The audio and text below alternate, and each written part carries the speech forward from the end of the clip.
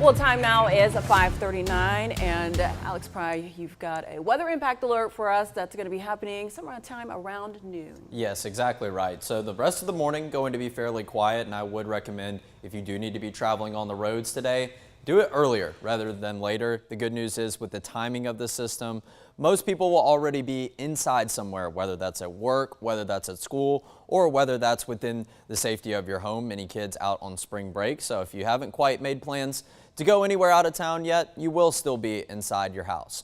So 12 to 6, that's the main window we're looking at for this weather impact alert. A line of strong and severe storms. We're continuing to increase the confidence that we will see severe thunderstorms. Straight line winds, that is what is driving this. And obviously your straight line winds, while they don't seem as potentially damaging as brief tornadoes or even hail banging against your windows, your cars, straight line winds can get up to about even 70 plus miles an hour with very severe thunderstorms. So obviously that is something we will really be looking out for, as the system is a very quick mover through central Georgia. The potential for a brief tornado has increased a little bit over the course of this weekend, but still a brief tornado, that's something we'll keep a very close eye on as we get current radar images when the system's moving through, keeping a close eye out for any rotation. Low chances of hail, but not necessarily zero. So obviously that can come with some severe thunderstorms, but these type of systems typically don't produce any hail. So that's not something we're really making the main focus of this. Obviously, plenty of areas in this level 3 risk. We got this upgrade as of yesterday morning from a level 2 to a level 3. However, just because of this upgrade, it is really, I think, for the coverage of impacts. Obviously, everyone here in central Georgia, but states to our west, states up to our east and our northeast are all within this level 3 as well. The impacts still do really remain the same. And like I said, the straight line wind is going to be the main concern as we go into this afternoon.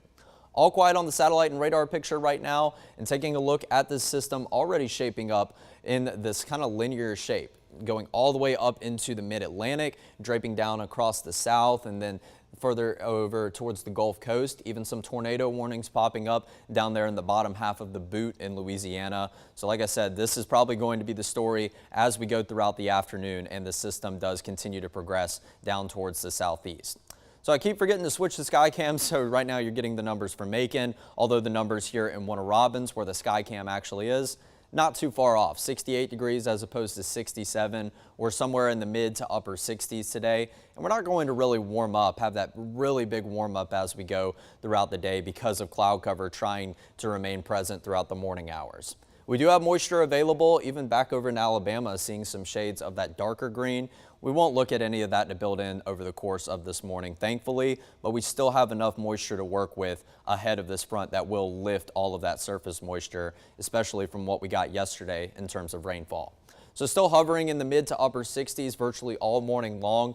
And then right before the system moves in, just popping up before the 70-degree mark. Like I said, it's not going to be too much different than those mid to upper 60s. So thankfully, we're not dealing with temperatures in the 80s or even mid 80s before the system passes through. And it does look like we'll have our fair share of cloud cover around for most of the morning. However, some occasional breaks in it that would lead to an increase of surface heating, and that's another ingredient that would cause this system to start to strengthen as it moves through.